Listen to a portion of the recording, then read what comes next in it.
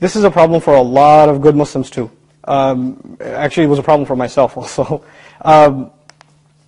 When you get tied up at work, then even if you take a break to pray, and you make wudu, and you're standing there, and you say Allahu Akbar, and you start praying, your head is still at work. Right? If you're a programmer, and you're writing code, and you left it halfway, and you started praying, you're finishing the line in your salah. Oh my God, I missed that slash.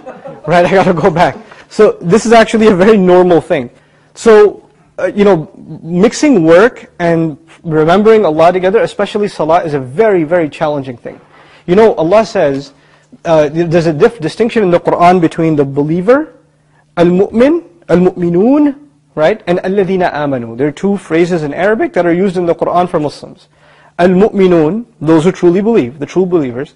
Alladhina amanu, those who have come to believe. And it sounds like they're the same thing, believers, those who come to believe, but they're actually very different statements. And they're significantly different in how they're used in the Quran. Just to make a complex matter simple, alladhina amanu, which is the common phrase, is verbal. It's a verb.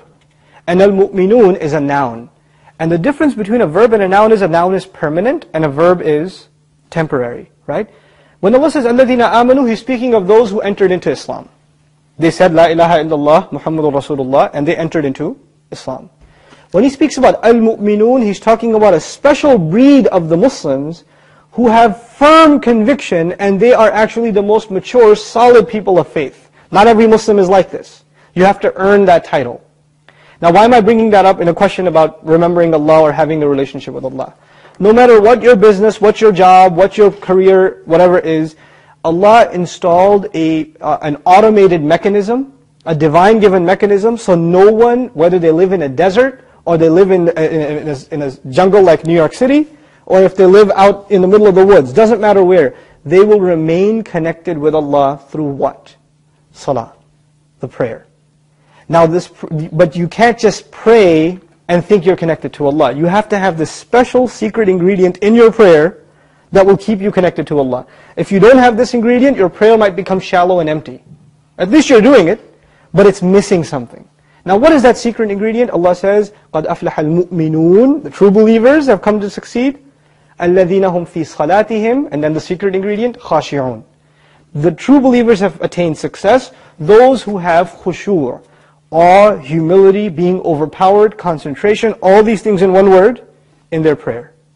So basically what we're being asked to do is, as soon as I say Allahu Akbar, I have entered another dimension. Right? You've entered another dimension. That world doesn't exist for you. Your kids don't exist for you, your wife doesn't exist for you, your work doesn't exist for you. Nothing exists for you. It's just you and Allah. That's it. That's it. We have to enter that state when we enter into salah. Which is why it's recommended that you find a quiet place to pray. And actually my personal advice is before you start prayer, stand there for a couple of minutes and let everything out of your system. Just flush your brain. With all the thoughts that are running, just get them out. And then just engage yourself in prayer. And when you're going to pray, know what you're reciting. Even if you don't know Arabic, learn some vocabulary of what you're reciting. And listen to talks, lectures, study tafsir of those few ayat that you've memorized. So you have a deep connection with at least those ayat. Because salah really is a conversation between you and Allah. If your prayer is okay, you're connected to Allah.